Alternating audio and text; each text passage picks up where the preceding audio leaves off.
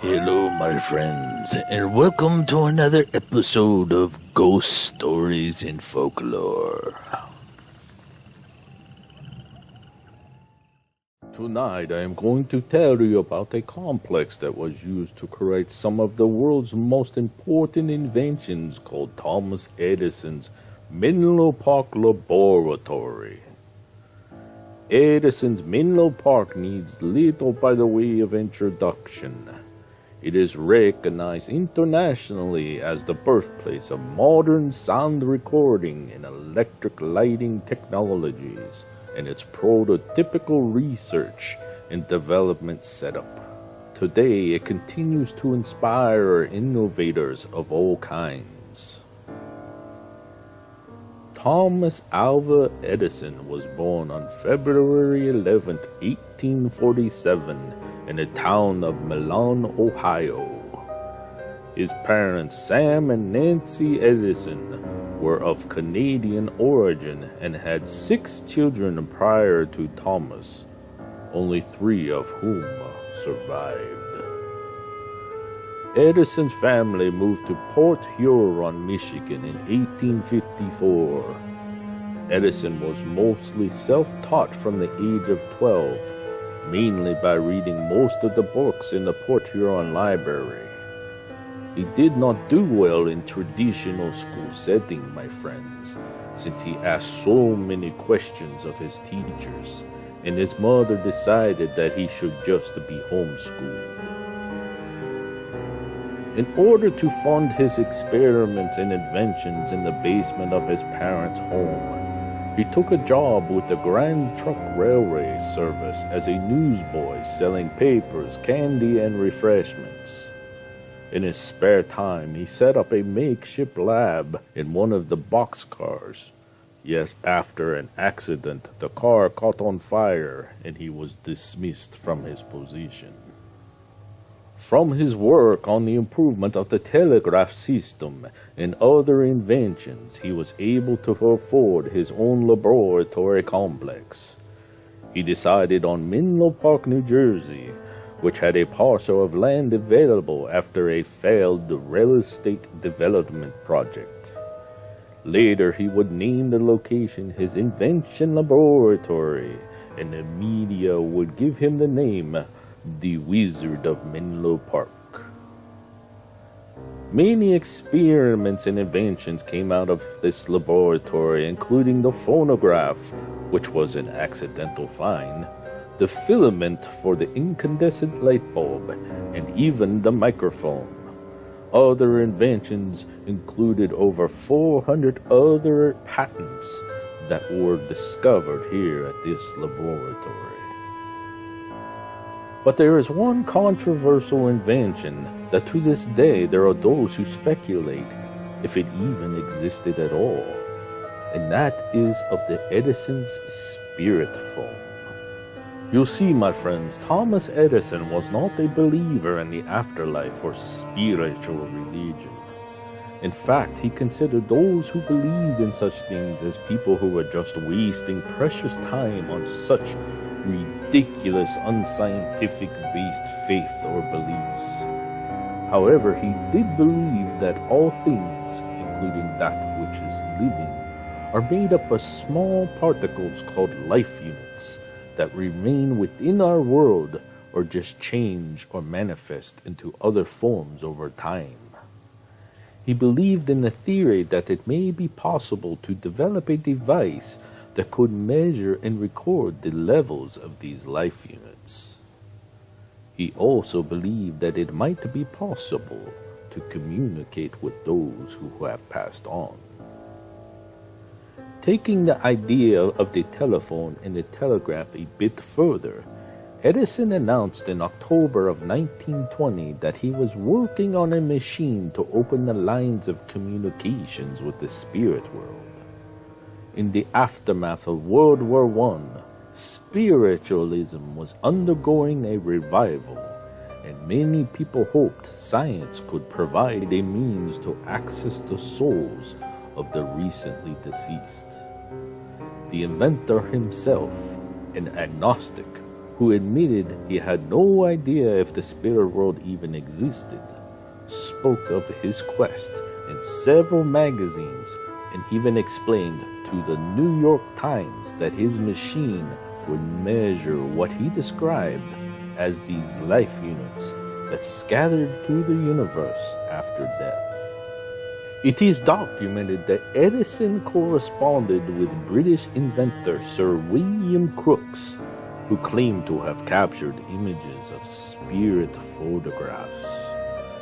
These photographs allegedly encouraged Edison to work on his invention, but he never introduced any machine that he said could communicate with the dead. And after his own death in 1931, no machine was ever found. Now, many people believe that he was just playing jokes on the reporters when he talked about his spirit phone.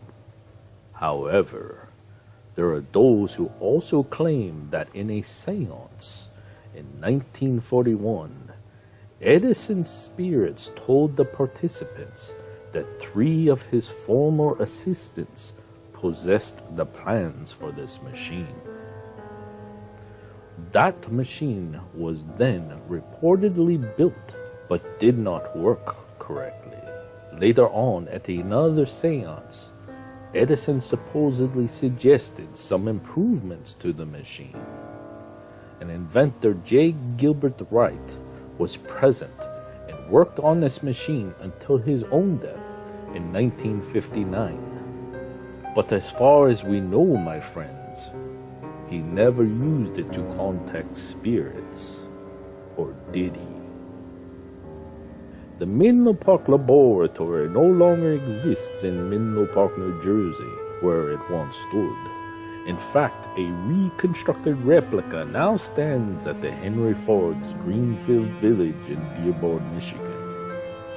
Thomas Edison was Henry Ford's lifelong hero, and as adults were very close friends.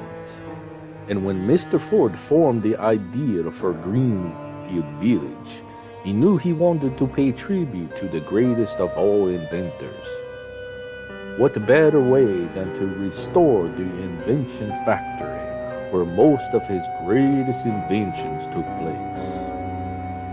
Although this is a reconstruction, several of the materials used to rebuild the laboratory were actual pieces from the original structure, including the dirt that surrounds the grounds around the building. It is so historically accurate that Thomas Edison himself oversaw the reconstruction and organized the chemical bottles in the correct order that they were originally placed. But what about the paranormal activity in the lab today, my friends? Well, I have found this report from a former employee that once worked at Greenfield Village. It was a rainy, cold day, and I was working at the Menlo Park main building. It was myself and another presenter. We were sitting there, and because of the rainy weather, did not see a visitor all day. It was about 4 p.m. when we both heard the door open near the assay room and then close shut with a large slamming noise. We then heard some shuffling noises and footsteps on the floor coming towards us. The sound then went up the stairs to the lab. We both witnessed this and still talk about it to this day. Was this the spirit of Thomas Edison still hard at work? Is it possible that Thomas Edison did create his spirit phone and test it out in the Menlo Park Laboratory? Were there some accidental findings that he came across while working on another invention? It is hard to know at this point, my friends, but very interesting to reveal to you that one of America's most prominent inventors did have questions about communications with the spirit world. Always one who would experiment and test out theories. When Thomas Edison was nearing the end of his life, he mentioned to some of his employees that upon his death, he would attempt to stop clocks as he was leaving the earthly dimension. It is documented that 3 of Edison's employees' clocks did stop at precisely 3:24 a.m., the exact time of Edison's death on October 18th, 1931. And even further, my friends, just 3 minutes later at 3:27 a.m., the clock in the office and research laboratory in New Jersey stopped as well, almost as if he may have forgotten one of the clocks, or went back to his lab one more time before moving on. As a side note, my friends, I would also like to report that on Thomas Edison's deathbed, he briefly awoke from a coma with a deep, gasping breath. He looked around, dazed, not knowing where he was at, and closed his eyes again. He uttered softly, "It's true. It's all true. It's all so beautiful." And he slipped back into his coma. If you like this episode of Ghost Stories and Folklore, be sure to hit the like button. And if you would like more videos from Panda D videos in the future, make sure you hit the subscribe and the bell for notifications. If you dare.